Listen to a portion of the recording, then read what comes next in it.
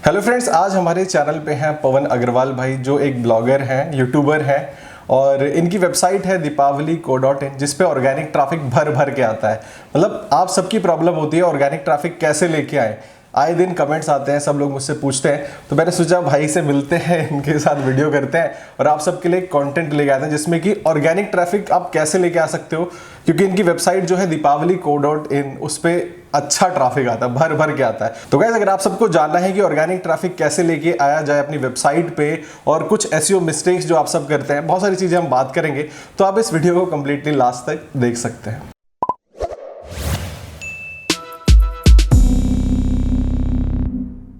Hello friends, मेरा नाम है अमित मिश्रा, आप सब देख रहे हैं ट्राई नाम मत भूलेगा। तो फ्रेंड्स, आज हम सब बात करने वाले हैं एसईओ के ऊपर और कैसे आप अपनी वेबसाइट पे ऑर्गेनिकली ट्रैफिक लेके आ सकते हो। और वीडियो में आगे बढ़ने से पहले हम आप सबसे गुजारिश करना चाहते हैं कि अगर आप सब चैनल पे नए हैं तो चैनल को आप सब्सक्राइब कर सकते हैं, वीडियो को लाइक करके इंस्टाग्राम पे आप सब हमें फॉलो कर सकते हैं। तो सीधे हम चलते हैं पवन भाई के पास और भाई से बोलते हैं, भाई आप अपने बारे में एक क्विक इंट्रोडक्शन दीजिए हमारी ऑडियंस को, अपने बारे में थोड़ा सा एक ओवरव्यू फास्ट। ओके, पहले तो मैं आपको थैंक यू बोलना चाहूँगा अपने चैनल पे इनवाइट करने के लिए। ये मेरे लिए एक बहुत बड़ा ऑनर है। और मैं अपने बारे में बताऊं तो मेरा नाम पवन अग्रवाल है। मैं एक बहुत ही छोटे से गांव गाडरवारा एमपी में है, वहाँ से बिलोंग करता हूँ। और इनिशियली मेरा वहाँ पे मैंने सारा अपना स्टार्ट किया था स्कूल एजुकेशन। उसके बाद थोड़ा सा एक लेवल ऊपर सागर करके एक जगह है, वहाँ से मैंने अपनी स्कूलिंग करी और फिर मैं NIT भोपाल से मैंने अपना ग्रेजुएशन किया। और वहाँ पे ग्रेजुएशन करने के बाद मेरा TCS में प्लेसमेंट हो गया। उस समय प्लेसमेंट इतने आसान हुआ नहीं करते थे, 2004 की मैं बात बता रहा हूँ, पर भगवान की कृपा से मेरा TCS में प्लेसमेंट हो गया। और 9 साल काम करने के बाद somehow circumstances ऐसे चेंज हुए कि मैं ब्लॉगिंग पे शिफ्ट हो गया और अब मैं एक्टिवली 7 साल से ब्लॉगिंग कर रहा हूँ। और जैसे कि अमित भाई ने बताया, deepavali.co.in मेरा एक ब्लॉग है, ऐसे मेरे काफ़ी ब्लॉग्स हैं और उसमें काफ़ी ऑर्गेनिक ट्रैफिक आता है। तो ये मेरे बारे में इंट्रोडक्शन था। बिल्कुल। तो अभी जैसे हम आज बात करने वाले हैं कि ऑर्गेनिक ट्रैफिक आप कैसे लेके आ सकते हैं, क्योंकि सबकी प्रॉब्लम होती है। बार बार मैं फोकस इसीलिए कर रहा हूँ क्योंकि हमें आज सही बंदे मिले हैं जिनसे हम पूछ सकते हैं। तो भाई, अभी जैसे आपने ब्लॉगिंग तो स्टार्ट की, उसके साथ साथ जैसे आपको एसईओ की नॉलेज भी काफ़ी है, जैसे हमने देखा बहुत सारे वीडियोज़ हैं इंटरनेट पर, आपका भी यूट्यूब चैनल है। तो जो सबसे कुछ एडवाइस आप देना चाहेंगे ऑडियंस को कि लाइक कैसे स्टार्ट करें, क्योंकि सबसे बड़ी प्रॉब्लम ही ट्रैफिक है, वो आता ही नहीं है। ओके, तो कैसे लेके आए उसको? ओके, तो उसके लिए मैं कुछ चीजें ऐसी बोलने वाला हूं जिसके जो शायद कोई नहीं बोलता है पर मैंने फॉलो करी हैं अपनी लाइफ में। तो सबसे बड़ी एसईओ एडवाइस ये है, मेक मिस्टेक्स। ठीक है ना। सबसे बड़ी बंदे मेरे पास आके कहते हैं कि हम काम कैसे करें, मैं उनसे बोलता हूं कि गलतियां करो, क्योंकि गलतियां करोगे तो सीखोगे। फॉर एग्जाम्पल, जैसे मैं आपको बोलता हूं कि आपने साइकिल चलाना सीखना है, ठीक है। साइकिल चलाने का मैं आपको वीडियो दिखा दूं या पूरी बुक पढ़ा दूं तो आप सीख जाओगे साइकिल चलाना? नहीं सीखोगे, ठीक है। आपको साइकिल जब तक प्रैक्टिकली दी ना जाए, ठीक है, आप जब तक उसे गेरो ना, आप नहीं सीख सकते, ठीक है। तो पहले गलतियां करो, भर भर के गलतियां करो। डोंट एक्सपेक्ट कि आपका पहला ब्लॉग सक्सेसफुल हो जाए। मान के चलो कि वो फेल होगा। अगर आप इस एटीट्यूड के साथ काम करोगे तो ये एटीट्यूड आपका काम आने वाला है। अगर आप गलती करोगे, लोग कहते हैं मैंने 10 ब्लॉग लिख दिया, मैं क्या करूं? लिखो, गलती करो। योस्ट प्लगइन है, हटा दो। रैंक मैथ है, हटा दो, बस लिखो, ठीक है। क्योंकि ये साइकिल चलाने की तरह, खाना बनाने की तरह कि जितना आप लिखोगे वो निखरती जाएगी आर्ट। आपके अंदर आर्ट आती जाएगी लिखने की, क्योंकि सबसे इंपॉर्टेंट चीज है कंटेंट लिखना। किसी को आप अपने ऊपर मत बैठाओ कि योस्ट आपके ऊपर बैठा है, रैंक मैथ आपके ऊपर बैठा है और आपको जज कर रहा है, हटा दो उनको, ठीक है। चाइल्ड जैसा एटीट्यूड होना चाहिए। जब छोटा बच्चा होता है, आप उससे पूछोगे भाई तेरे को क्या बनना है, वो कहेगा एस्ट्रोनॉट बनना है, ठीक है। जैसे जैसे 11th-12th में आता है ना, वो चेंज हो जाता है कि डॉक्टर इंजीनियर बनना है। क्यों? क्यों? क्योंकि पॉइंट ये है कि उसके ऊपर प्रेशर आ जाता है। उसको पता है कि यार मैं एस्ट्रोनॉट तो बन ही नहीं सकता, बन ही नहीं सकता। तो ये जो प्रेशर आ जाता है, ये प्रेशर नहीं चाहता कि मैं रहे। चाइल्ड लाइक एटीट्यूड होना चाहिए। अगर एक बच्चे को आप मोबाइल दे दोगे और एक बुजुर्ग को दे दोगे, आपको पता है कि कौन अच्छे से मोबाइल चला लेगा, करेक्ट। बच्चे को कुछ समझ में नहीं आता। एक 1.5 साल के बच्चे मोबाइल ऑपरेट कर लेते हैं, 50 साल के बंदे को देगा, वो अरे यार ये क्या हो गया, बेकार चीज है, ठीक है, समझ नहीं आता। हाँ, क्या है? तो क्या है? मेक मिस्टेक्स, ठीक है। तो चाइल्ड लाइक एटीट्यूड आपका होना चाहिए, डरना नहीं है। और पहला ब्लॉग फेल करना है हमें, एम हमारा ये कि पहला ब्लॉग फेल करना है, ठीक है, क्योंकि दीपावली बनने के पहले मैं 27 ब्लॉग फेल कर चुका हूं। दीपावली मेरा 28वां ब्लॉग था, ठीक है। तो और मैं 2000 मतलब समझ रहे 27 ब्लॉग फेल करने के बाद भी मुझे कीड़ा था, नहीं मुझे करना है, मुझे करना है, मुझे करना है। तो 28वें ब्लॉग में मुझे सक्सेस मिली। तो सबसे पहला पॉइंट तो ये था कि मेक मिस्टेक्स, ठीक है। अब इसमें ये होता है ना कि जैसे आपने बताया कि 27 ब्लॉग्स आपने फेल किए। अब जो व्यूअर्स का, लोगों का माइंडसेट इंडिया में बना हुआ है, जो दूसरों की वीडियोस देख के या कहीं से भी उन्होंने माइंडसेट बनाया है कि अब बहुत लोग बोलते हैं मेरे पास डोमेन खरीदने का पैसा नहीं होता, ब्लॉग होस्टिंग खरीदने का पैसा नहीं होता। वो ये मान के चलते हैं कि मेरा ये पहला ब्लॉग है और इसी में मैं जिंदगी भर काम करूंगा और इसी से मैं इनकम करूंगा। तो अभी वो रॉन्ग प्रूफ हो गया है कि भाई आपको फेल करना है, फेल करोगे तब सीखोगे, फेल करोगे तभी सीखोगे। आप कितना भी अच्छा कोर्स कर लो, पढ़ लो, नहीं कर पाओगे जब तक प्रैक्टिकली आप साइकिल चलाओगे नहीं, आपको कुछ नहीं आएगा, ठीक है। और आप सीधे इंजीनियर बनना चाहते हो, आप एलकेजी में जाना ही नहीं चाहते, ठीक है। तो स्टेप तो ऐसे होगा ना, एलकेजी यूकेजी फर्स्ट से जाओगे तब तो इंजीनियर बनोगे ना। आप कहते हो नहीं मुझे है ना अमित भाई फॉर्मूला दे दो मैं आज सक्सेसफुल हो जाऊं, नहीं है। अमित भाई के वीडियो देखो, पर पॉइंट ये कि पहले खुद प्रैक्टिस करो सारी चीजें, मेक मिस्टेक्स, गलतियां करने से मत डरो। अगर आपको लग रहा है कि वो गलती क्राइम है, उससे आप जेल चले जाओगे, तो मत करना, तो मत करना तो मत करना, है ना। बाकी सारी चीजें हैं कि वो मिस्टेक्स आप करो, ठीक है।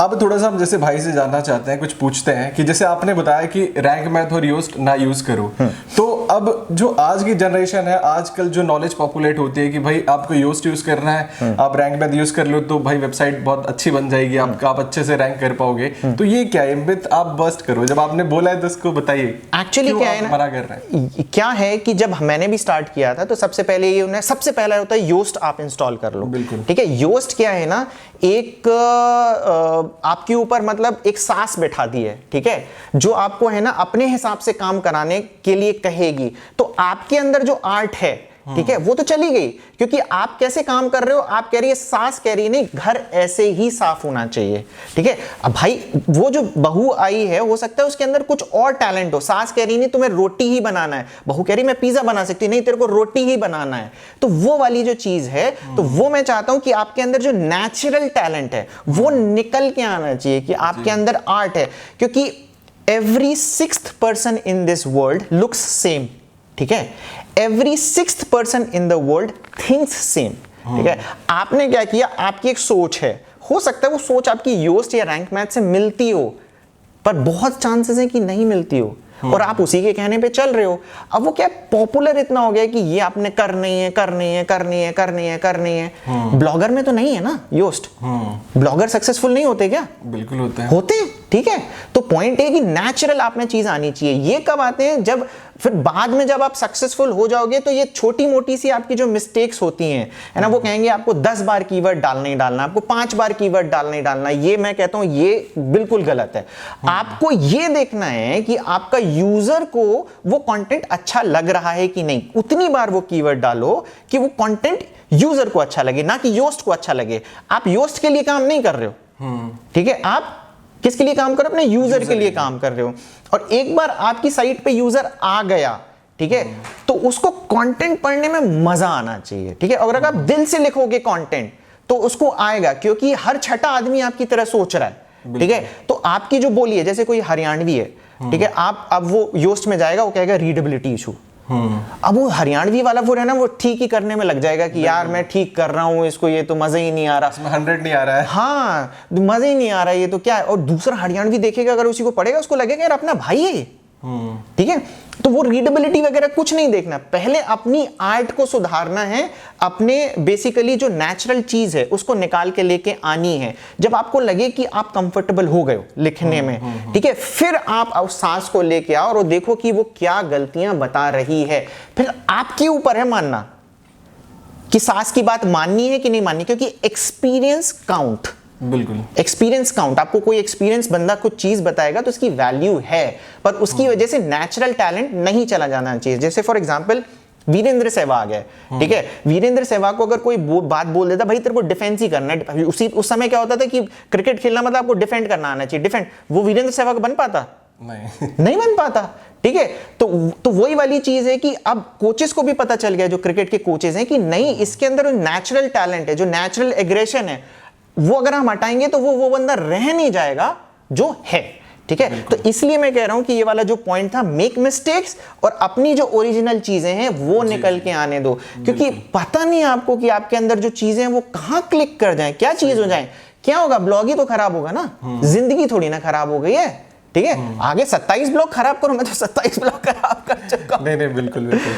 तो पवन भाई, अभी जैसे आपने बता दिया कि आप मिस्टेक्स करो, बहुत सारी चीजें करो, अब यूजर को स्टार्ट कैसे करे, वो उसको पता कैसे चले कि भाई पहला स्टेप क्या है, दूसरा स्टेप क्या है। अभी रैंक मैथ और योज तो नहीं यूज करना, बट अब करना क्या है, क्या स्टेप्स क्या है? तो उसके लिए क्या है ना, गोल्स सेट करने पड़ते हैं। जैसे हम लाइफ में हर चीज के गोल सेट करते हैं। जब स्कूल में भी जाते हैं तो एक टाइम टेबल होता है कि हमें ऐसे ऐसे चीजें पढ़नी है, ऐसे ऐसे करनी है। सारी चीजें बिना गोल्स के नहीं हो पाती हैं। इंजीनियर आप डायरेक्ट नहीं बन पाते हो, ठीक है। एक एक स्टेप चलते हो, गोल्स होते हैं। तो एक होता है शॉर्ट टर्म गोल और एक होता है लॉन्ग टर्म गोल। तो यूजुअली मैंने नए बंदों से बात करी, उनको लगता है कि मैं 1000 आर्टिकल लिख लूं, मैं सक्सेसफुल हो जाऊंगा। तो मेरा मानना है कि 1000 आर्टिकल एक लॉन्ग टर्म गोल है। आपको एक शॉर्ट टर्म गोल भी रखना है कि अगले 7 दिनों में आप क्या करने वाले हो। 2 आर्टिकल लिखो, 3 आर्टिकल लिखो, ठीक है, पर आपके गोल्स होने चाहिए, वो चीजें डिफाइन होनी चाहिए कि इतना तो काम मुझे करना है। वो गोल्स आप ये भी कर सकते हो कि मैं एक वीक में 70 आर्टिकल लिखूं, हो सकता है आपके पास पोटेंशियल हो, ठीक है, पर गोल्स को रिवाइज भी करना रहता है फिर उन शॉर्ट टर्म्स गोल को, कि मैं उतने लिख पा रहा हूं कि नहीं, मैं 2 से ज्यादा लिख पा रहा हूं कि नहीं, मैं 2 से 3 उससे ज्यादा लिख पा रहा हूं कि नहीं। तो ये हो गया सेट गोल्स के लिए। अब उसके बाद क्या होती है कि मैंने कहा था कि मेक मिस्टेक्स, ठीक है। अब मेक मिस्टेक्स आपको पता कब चलेगा कि आपने मिस्टेक करा है, जब आपने एक गोल अचीव कर लिया। फॉर एग्जांपल आप 100 आर्टिकल आपने लिख लिए और आपको लग रहा है कि नाउ आई एम कंफर्टेबल, तो मेरी क्या स्ट्रैटेजी रहती है कि अब पीछे जाओ, अब नए आर्टिकल मत लिखो, आपने जो पुराने आर्टिकल लिखे हैं उसको देखो कि पहले जो आप लिखा करते थे और अब लिख रहे हो उसमें क्या डिफरेंस है। अगर आपको लगता है कि आप उस आर्टिकल में वैल्यू दे पा रहे हो तो उसमें और उसको अपडेट करो, उसको और वैल्यू, क्योंकि जैसे जैसे आप लिखोगे ना आपकी आर्ट निखरती जाएगी। तो जो पुराना आपका खराब खाना है पहले तो उसको ठीक करना है, अगर ठीक हो गया तो ठीक है, नहीं तो डिलीट करो। इसको मैं कहता हूं सफाई करो। जैसे मेरा ये मानना है कि गूगल एग्जैक्टली वैसे काम करता है जैसा हमारा समाज काम करता है, ठीक है। अब आप हमारा घर देखते हो, हम 5 चीज खरीद के लेके आए, अब 5 में से 4 चीज हमारे लिए यूजफुल हो, एक नहीं, आप क्या करोगे, फेंकोगे उसको, ठीक है, या तो आप उसको किसी दूसरे को दे दोगे या आप फेंक दोगे, ठीक है। तो बेसिकली क्या है ना, आपने सफाई भी करनी है अपने घर की। जैसे आप अपने घर की सफाई करते हो, आप अपने ब्लॉग की भी सफाई करनी है। लोगों को क्या लगता है, एसेट है, हमने आर्टिकल लिख दिया यार बहुत अच्छा है, पर पॉइंट क्या है ना, गूगल क्या करता है कि आपको एक छोटी सी विंडो देता है, ठीक है। जैसे आपने 100 आर्टिकल लिख लिए तो वो उसका कुछ एल्गोरिदम ऐसा है कि वो आपके है ना कुछ 5 आर्टिकल्स को दिखाएगा टेस्ट करने के लिए। जैसे YouTube में टेस्टिंग होती है ना कि थोड़े से आपकी वीडियो दिखाए देखने के लिए कि यूजर का क्या एक्सपीरियंस है, तो उसने आपकी आर्टिकल प्रोजेक्ट करेगा। अब उस प्रोजेक्शन में अगर आपके अच्छे आर्टिकल चल गए तो आप ऊपर चले जाओगे, और बुरे चले गए तो पीछे चले जाओगे, ठीक है। तो फिर आपको ठीक करना है, आपको हटाना है। अगर आपको लग रहा है कि नहीं ये वैल्यूएबल नहीं है, या उस समय पता नहीं मैंने क्यों लिखा था, नहीं तो आज के जो समय में चीजें चल रही हैं, आप फिर उसमें योस्ट भी डाल दो, सास को ऊपर ले आओ और फिर उससे पूछो, और आपको लगता है कि अगर वो चीजें वैल्यूएबल हैं तो आप फिर बेसिकली उस हिसाब से फिर अपने कंटेंट को ठीक करके सफाई करो। बिल्कुल, तो आप सबको भी सफाई करना स्टार्ट करना चाहिए, और सिर्फ इंस्टेड ऑफ आर्टिकल भरने के कि मैंने 50-100 आर्टिकल डाल दिए, अब मेरा क्या होगा, मेरा ब्लॉग क्यों नहीं ग्रो हो रहा, ट्रैफिक क्यों नहीं आ रहा, तो ये रीज़न हो सकता है। तो पवन भाई, अभी आपने पूरा स्टेप बता दिया, प्रोसेस हमको बताया, सारी चीज़ें बताई, बट अभी ना जैसे बैकलिंक का बहुत ज़्यादा लोगों ने उसको हाइप बना दिया है कि एक्चुअल में वो काम भी करता है, वो तो ब्लॉगर से जानते हैं, काम तो करता ही है। बाकी फिर भी हम आपसे जानना चाहेंगे कि आपका क्या रहेगा कि बैकलिंक्स कैसे बनाने चाहिए, कितने बनाने चाहिए, बैकलिंक के ऊपर आप क्या एडवाइस देना चाहेंगे? ओके, तो मेरा यही मानना है कि बैकलिंक की तरफ फोकस बिल्कुल भी ना करें, ठीक है। बैकलिंक एक बहुत इंपॉर्टेंट क्राइटेरिया है, बहुत ज्यादा इंपॉर्टेंट क्राइटेरिया है, परंतु बैकलिंक की तरफ ध्यान ना दें, क्योंकि पहले आपको क्या करना है, बैकलिंक क्या है, एक इंडिकेटर है, ठीक है। वो गूगल को बताता है कि यार अमित भाई अच्छा इंसान है, ठीक है। अब यूजर अमित भाई के पास आया, आपने बहुत ही सड़ा सा खाना उसको दे दिया, जैसे फॉर एग्जांपल शॉप है आपकी, ठीक है, मैंने बोल दिया कि यार अमित भाई से अच्छा खाना तो कोई बनाता ही नहीं है, ठीक है। मैं आपकी शॉप पे गया, आपने 3 दिन पुराना बासा खाना मुझे खिला दिया, फिर नेक्स्ट टाइम मैं नहीं तो जाऊंगा। मेरी भी वैल्यू खत्म हो नहीं गई। आएगा पास। आपका तो कुछ नहीं हुआ, आपका तो वैसी दुकान खराब थी, ठीक है, मेरी भी वैल्यू खराब हो गई गूगल की नजर में कि यार ये बंदा है ना सही आदमी के पास भेजता नहीं है। तो पहले तो क्या है ना, आपको अपना आइटम अच्छा करना है। जैसे हम मार्केटिंग में भी देखते हैं कि मार्केटिंग आप कितनी अच्छी भी कर लो, अगर आपका प्रोडक्ट अच्छा नहीं है तो आप इवेंचुअली फेल हो जाओगे, ठीक है। तो आपको लगना चाहिए कि आपने जो लिखा है वो चीज अच्छी है। हम पहले क्या करते थे, अच्छा लोग अभी क्या करते हैं कि जो कीवर्ड रिसर्च टूल पे जाएंगे और जो भी चीजें हाई ट्रैफिक वॉल्यूम वाली होगी उस पे कंटेंट लिखना चालू कर देंगे। हमारा उल्टा था। हमारा क्या था, हम ऐसी चीजों पे लिखते थे जिसमें लोगों ने लिखा नहीं है, पुराना भी। जैसे हमने बहुत पुरानी मूवीज पे आर्टिकल लिखे और उनके रिव्यूज लिखे, तो फिर क्या हुआ कि कुछ चीजें थी जिन्होंने ओल्ड वाइन्स के बारे में लिखना चालू किया, उन्होंने हमें बैकलिंक देना चालू कर लिया, ठीक है। तो आपको उस थॉट प्रोसेस के साथ भी लिखना है कुछ कंटेंट कि आप ऐसे करो। प्लस बैकलिंक के बारे में मैं आपको बताऊं कि एक ऐसा बैकलिंक है जो सिर्फ गूगल को पता है और किसी टूल को नहीं पता। किसी टूल को नहीं पता। उस बैकलिंक का नाम है वेब मेंशंस। वेब मेंशंस, हाँ, वेब मेंशंस क्या चीज है? फॉर एग्जाम्पल, आपके ब्लॉग में कोई आया, ठीक है, आप बोलते हो कि मैं आज पवन अग्रवाल दीपावली से मिला, ठीक है, आपने कुछ लिंक नहीं दिया, ठीक है, आपने कुछ भी नहीं किया, आपने बस लिख दिया कि मैं आज पवन अग्रवाल जो कि दीपावली के ओनर हैं उनसे जाके मिला, ठीक है, आपने कोई लिंक नहीं दिया। अब लोगों के अंदर हो सकता है क्यूरियोसिटी, अमित भाई मिलके किससे आए, ठीक है, तो वो क्या करेंगे, उस कीवर्ड को उठाएंगे, गूगल पे डालेंगे, सर्च करेंगे, ठीक है, और वहां पे मेरे बारे में इंफॉर्मेशन आएगी। इसको कहते हैं वेब मेंशंस। कौन सा टूल है इसको पता लगेगा? ये तो गूगल भी नहीं पता लगा सकता, ठीक है। पर पॉइंट है ना, गूगल को फिर अचानक से इंडिकेशन मिला, यार लोग इसके बारे में सर्च कर रहे हैं, लोग इसके बारे में क्यूरियस हैं, ये है कौन। और अगर उस तरीके से मेरे पास आ गया कोई बंदा, ठीक है, तो और मेरे पास स्टे कर गया, मेरी कहानी उसको अच्छी लग गई, ठीक है, तो वो स्टे करेगा। तो फिर गूगल के पास एक इंफॉर्मेशन चली जाएगी कि एक बंदा आता है ना सिर्फ 5 मिनट तक स्टे करता है, ठीक है। तो जो वेब मेंशंस नाम का कीवर्ड है, बैकलिंक है एक्चुअली, उससे बड़ा कोई बैकलिंक है ही नहीं। ना कभी ये पीनलाइज हो सकता है, ना कुछ हो सकता है। तो अगर आप बेसिकली जाओ भी और आपको चाहिए कि अच्छा बैकलिंक चाहिए, किसी को ना पता चले, ठीक है, तो वेब मेंशंस कोलैबोरेट कर रहे हैं, ठीक है, मैं अपने ब्लॉग में आपके बारे में डालूंगा, आप मेरे बारे में डालोगे, हम मिले एक दूसरे से, मेरे यूजर्स को अगर आप अच्छे लगे तो आपके लिए पॉजिटिव हो गया, खराब लगा उन्होंने कहा अमित बेकार है, ठीक है, तो आपका बेकार हो गया, आपके यूजर्स को मैं अच्छा लगा तो मैं अच्छा हो गया। तो ये वेब मेंशंस, ये कोलैबोरेशन, जैसे YouTube में कोलैबोरेशन होगा, ये ब्लॉग में कोलैबोरेशन हो गया, ठीक है। अगर आप लिंक दे दोगे मुझे और मैंने आपको लिंक दे दी कि यार चल एक दूसरे को लिंक देते हैं, ठीक है, हम दोनों अच्छे दोस्त हैं, तो क्या होगा, ये कैसी चीज होगी कि आप बोलोगे कि पवन अच्छा है, मैं बोलूंगा अमित अच्छा। गूगल का यार पागल बना रहे हैं दोनों, ठीक है। वेब मेंशंस में क्योंकि पता ही नहीं चल रहा ना एक दूसरे को कर रहे हैं। और दूसरा तरीका क्या होता है ना, कि जो मुझे एक बहुत अच्छा लगा कि आप जैसे फॉर एग्जांपल किसी दूसरे प्लेटफॉर्म पे और वहां पे आप टिप्स दे रहे हो कि 21 tips to get first ranking on YouTube, ठीक है, आप उसमें सिर्फ 10 बताओ और बोलो कि बाकी के जो है ना मेरे ब्लॉग में, और ब्लॉग में लिंक मत डालो, वेब मेंशंस के थ्रू बोलो कि मेरे ब्लॉग अमित मिश्रा ट्रायोटेक 21 टिप्स करके जाना, आपको मिल जाएगा। ये बहुत सही स्ट्रेटेजी बताई आपने, ठीक है। तो जो बंदा आपके 10 देख रहा है ना, वो आपसे इंप्रेस्ड है। जो आपको नहीं देख रहा, आप भी YouTube देख रहे हो, चला रहे हो, तो आपको पता है कि जो इंप्रेस्ड होता है वो पूरा देखता है, तो वो जाके सर्च करेगा ही करेगा, ठीक है। तो ये वेब मेंशंस हो गया, आपने पूरी इंफॉर्मेशन भी नहीं दी, चीट भी नहीं किया, जाना है तो आपको वहां मिल जाएगा। और दोनों जगह यूजर को भेज दिया, दोनों जगह आपने यूजर को भेज दिया, ठीक है। तो ये सारी चीजें, तो बिल्कुल भाई काफी मतलब मजेदार स्ट्रेटजीज आपने बताई। एक्सपीरियंस बोलता है ना, आप सब भी जानते हो, तो एक्सपीरियंस है इतने सालों का, 27 ब्लॉग्स फेल कर चुके हैं, तो अब तो काफी मतलब मैं बड़े प्राउडली बोलता हूँ मैं 27 ब्लॉग फेल किए।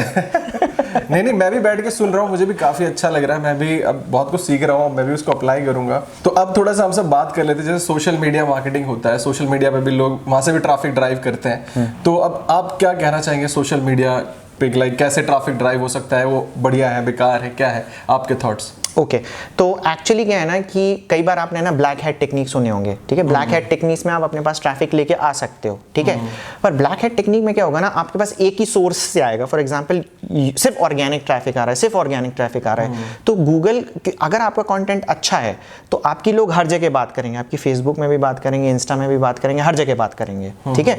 तो आपका अगर कंटेंट अच्छा है तो लोग शेयर करेंगे ही करेंगे, है ना। तो वो देखता रहता है कि बाकी सोर्सेस से भी ट्रैफिक आ रहा है कि नहीं आ रहा है। इनफैक्ट अगर बाकी सोर्सेस से ट्रैफिक आता है तो भी आपको एक थोड़ा सा पुश मिल जाता है कि हाँ यार, फेसबुक से अगर ट्रैफिक आ रहा है इसका मतलब हो सकता है कि लोग इसको लाइक करते हैं, तो वो क्या है, अपनी थोड़ी सी विंडो खोल देता है। जैसे मैंने बोला था ना, विंडो खोल देता है एक्सपेरिमेंट करने के लिए। फिर आते हैं लोग, फिर वो इवेंचुअली देखते हैं कि यार लोग खुश हो रहे हैं कि नहीं ऑर्गेनिकली, क्योंकि कुछ कंटेंट ऐसा होता है जो गूगल के पर्सपेक्टिव से होता है। हम लोग लंबे लंबे चौड़े चौड़े आर्टिकल लिखते हैं, पर आप देख रहे होगे फेसबुक वगैरह में जो होते हैं छोटे छोटे सी चीजें चलती हैं, है ना। तो वो सारी चीजें भी क्या है कि माइंडसेट के ऊपर डिपेंड करता है। और मेरा ये मानना है कि जो भी नया प्लेटफॉर्म आया है, ठीक है, आप उस पे ज्यादा वर्क करो। अभी क्या सब कहेंगे कि यार फेसबुक पे चले जाओ, इंस्टा पे चले जाओ, मैं कहूँगा जाना ही नहीं है। किस पे जाना है? क्लब हाउस पे। क्लब हाउस एक नया आया है, ऑडियो ओनली प्लेटफॉर्म, ठीक है, और अभी बिल्कुल हिट हो चुका है क्योंकि एलन मस्क ने उस पे इंटरव्यू दिया है और वो सिर्फ iOS पे अवेलेबल है। बिल्कुल वही मैं कहने वाला था, ये तो एप्पल वालों के लिए है। नहीं, अब यही तो स्ट्रैटेजी होगी। आप क्या करो, एक सेकंड हैंड iOS का फोन ले लो। कितने में आएगा आईफोन? कितने में आएगा सेकंड हैंड? 5,000 10,000 में भी आ जाते हैं। क्लब हाउस इंस्टॉल करो, ठीक है, इन्वेस्टमेंट तो करना पड़ेगा ना भाई थोड़ा, ठीक है, सेकंड हैंड लो, सिर्फ आपका पर्पस क्लब हाउस है। अब आप सोच रहे हो कि आप अगर उस पर काम करने लग गए, ठीक है, और वो अगर पॉपुलर हो गया तो आप कहां पहुंच जाओगे? आपको हो सकता है कि ब्लॉग बनाने की जरूरत भी ना पड़े, पर पॉइंट है कि वहां से कितना ट्रैफिक आएगा। आप ये मत सोचिए यार ये तो देखो, एक चीज होती प्रॉब्लम और एक होती सॉल्यूशन।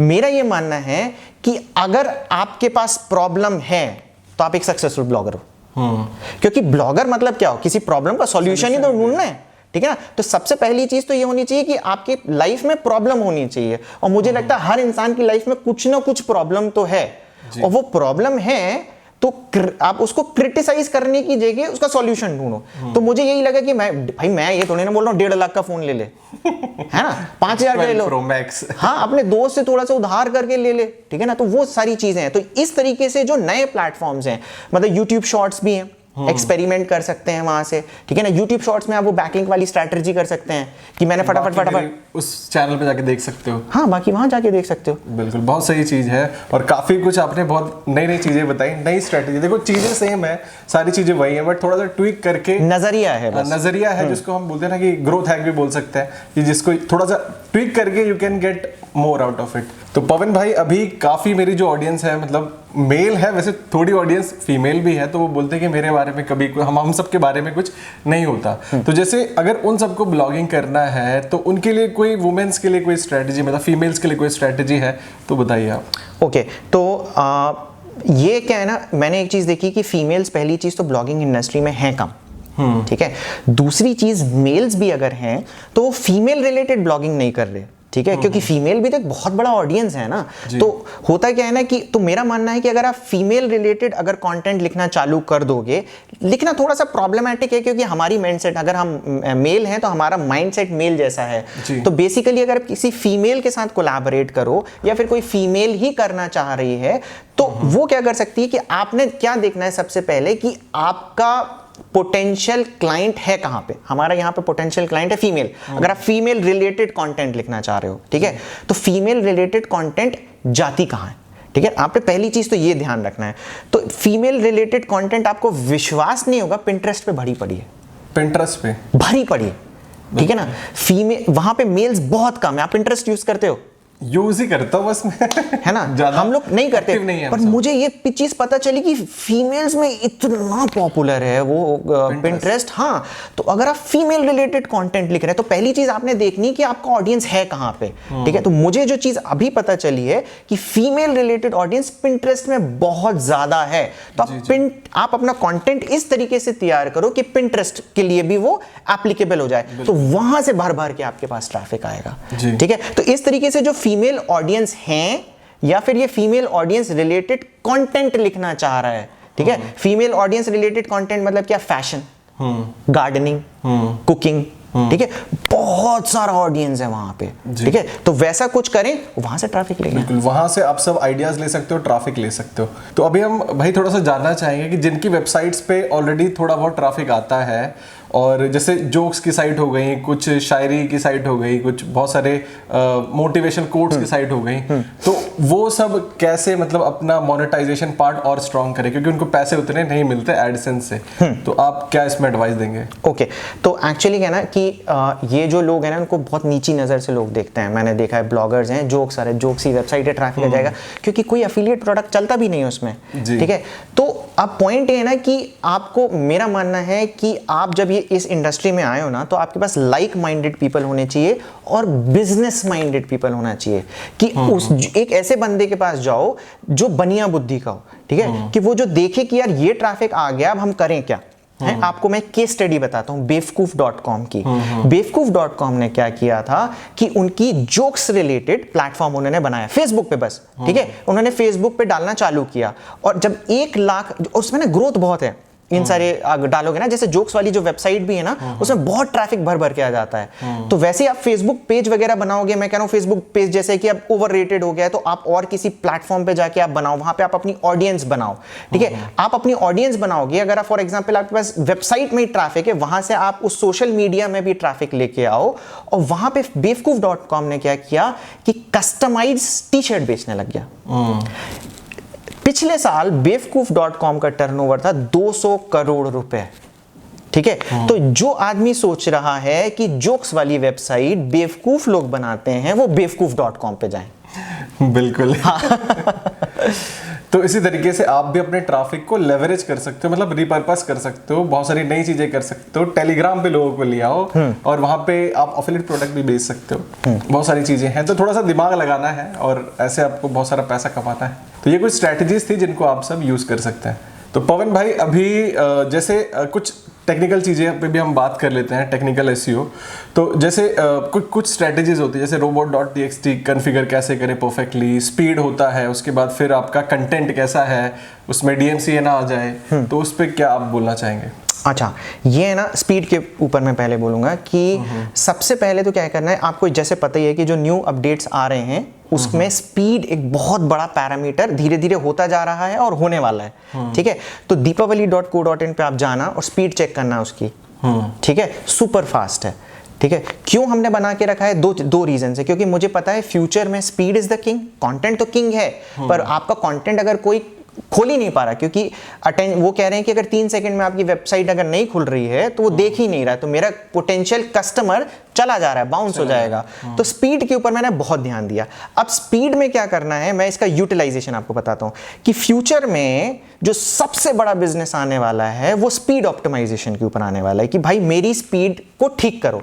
तो मेरा मानना है कि ये कोई है ना रॉकेट साइंस नहीं है आपको स्पीड ठीक करना, आपको थोड़े से एक्सपेरिमेंट करने पड़ेंगे। जैसे मैंने बोला मोबाइल आपने लिया था, ठीक है ना, तो कुछ आप होस्टिंग के साथ ट्राई करो, आप कुछ थीम्स के साथ ट्राई करो, आप डिफरेंट सेटिंग्स के साथ ट्राई करो, डिफरेंट कैशिंग प्लगइन्स के साथ ट्राई करो, सारी चीजें ट्राई करो और अपनी स्पीड को ऑप्टिमाइज करो।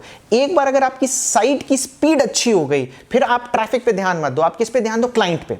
आप पिच करो क्लाइंट को कि देखो मेरी वेबसाइट की स्पीड इतनी है, क्या आपको करनी है? भाग भाग के लोग आएंगे। इतना पैसा है, हाँ, ठीक है ना, क्योंकि स्पीड है ना, मैं काफी लोगों के पास गया भी हूं, वो कहते हैं ये प्लगइन डाल दे, वो डाल दे, फलाना कर दे, कुछ शॉर्ट आंसर उनके पास नहीं है। तो आप अगर एक शॉर्ट आंसर निकाल के लेके आ गए कि नहीं यही थीम डालनी पड़ेगी, यही प्लगइन डालना पड़ेगा, ठीक है, यही होस्टिंग लेनी पड़ेगी, CDN भी कैसे कॉन्फ़िगर करना। अच्छा, CDN नाम के नाम पे तो इतना उल्लू बनाया ना लोगों ने, इतना उल्लू बनाया है कि मैं बता नहीं सकता। इस पे हम सब भाई होस्टिंग सेल कर सकते हैं, बहुत सारी स्ट्रेटेजी दिमाग में मेरे घूम रही है। यहाँ बेचने बहुत सही स्ट्रेटेजी बताई भाई ने। भाई कंटिन्यू करिए, हम हंसने लग गए बीच में। मैंने कहा यार ये अपने एफिलिएट सेल वाली आ गई। नहीं देखो, अब जो क्लाइंट जिसको हम बनाएंगे भाई उसको होस्टिंग भी सेल कर सकते हैं। हाँ, यहाँ पे बिजनेस है ना। आप देखो स्पीड के भी पैसे लोगे, एक बार अगर वो स्पीड देखो, एक बार किसी भी चीज के लिए खुश हो गया ना आपके साथ में, ठीक है, तो फिर वो आपकी बात मानेगा जी, है ना, कि वेबसाइट से रिलेटेड मैंने कहा ये बंदा ठीक है ना, ये बात ठीक कह रहा है, तो आपकी होस्टिंग भी ले लेगा। स्पीड के भी पैसे आप फॉरेन क्लाइंट्स में इतने पैसे चार्ज कर सकते हो आप, है ना, कि आपको ये भी देखना है कि ये सर्विस अगर इसमें मैं महारत हासिल कर लूं तो मैं क्लाइंट भी ले लूंगा। स्पीड के बारे में कोई बात नहीं कर रहा। क्यों? इस वीडियो के बाद भाई भर के स्पीड के बारे में बात होगी, देखना बहुत सारे बिजनेसेस आ जाएंगे, स्टार्टअप्स। स्पीड ऑप्टिमाइजेशन ये नहीं, काफी गैप है हाँ। जो भाई ने नोटिस किया और काफी करना भी चाहिए। तो अब थोड़ा सा हम बात इसी को कंटिन्यू कर रहे हैं स्पीड से रिलेटेड। बिल्कुल। तो एक और चीज, अब robot.txt पे हम जाते हैं, स्पीड से रिलेटेड मैं चीज बोल रहा हूं कि हमारी इंडस्ट्री में, एसईओ इंडस्ट्री में अगर मैं बोलूंगा, एक बहुत बड़ा नाम है, शायद ही किसी ने नाम ना सुना हो, हर्ष अग्रवाल। ठीक है, सबने सुना है। हर्ष अग्रवाल की आपने robot.txt देखी है? मैंने तो देखी है। क्या है उसमें?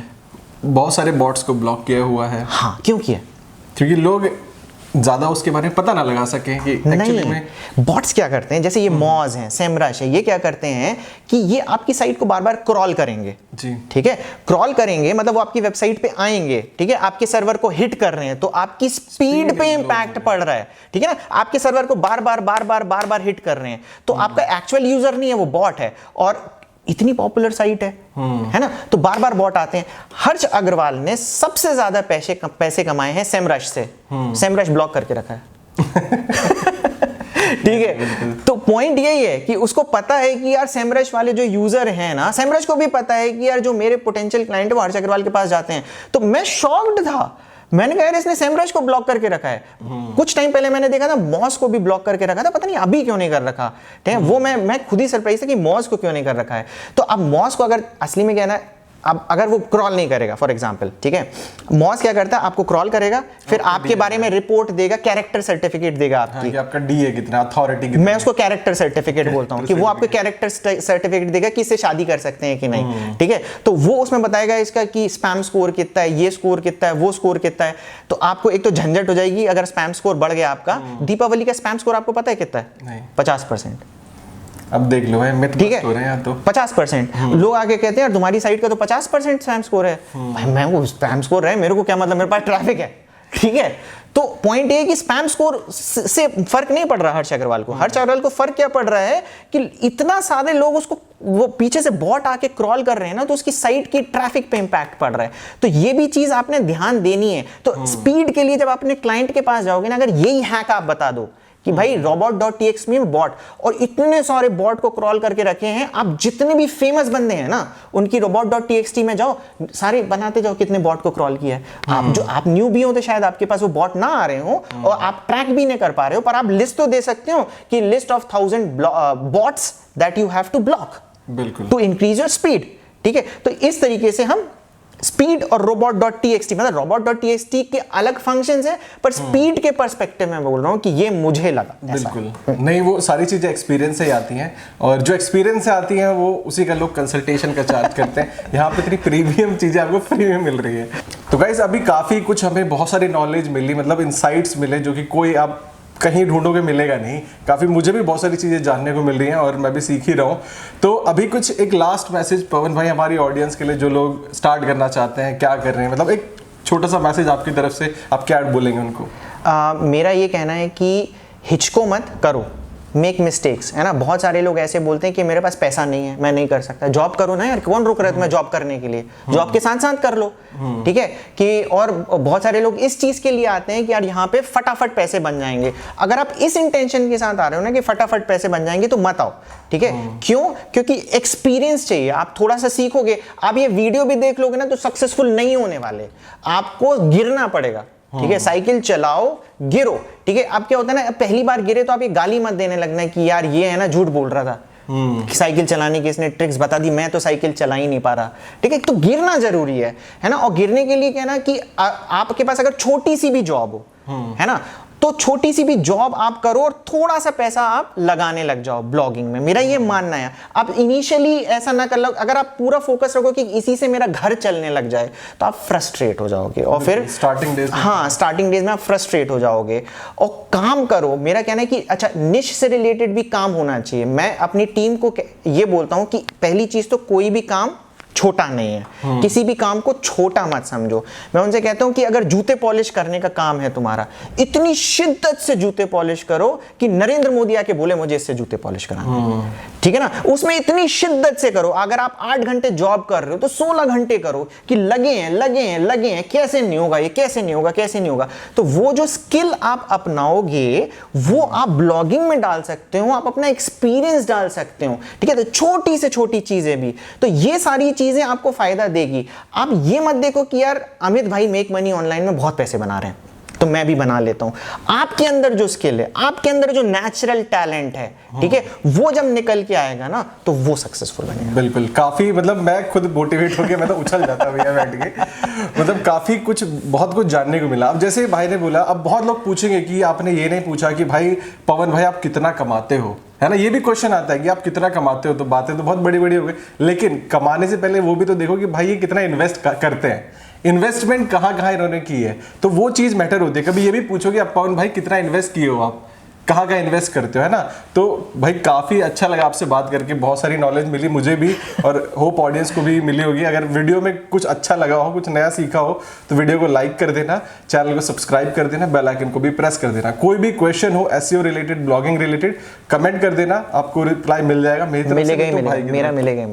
बिल्कुल, तो बिल्कुल आप कमेंट कर सकते हैं और आप सब हमें सोशल मीडिया पे भी फॉलो कर सकते हैं, इंस्टाग्राम पे, डिस्क्रिप्शन में सब लिंक्स अवेलेबल हैं। चलिए फ्रेंड्स, फिर मिलते हैं आपसे अपनी फ्यूचर वीडियोस में। तब तक आप यूं ही हंसते रहिए, मुस्कुराते रहिए, दिल्ली रहिए, गाजियाबाद रहिए, आबाद रहिए, जिंदाबाद रहिए। Take care, good bye.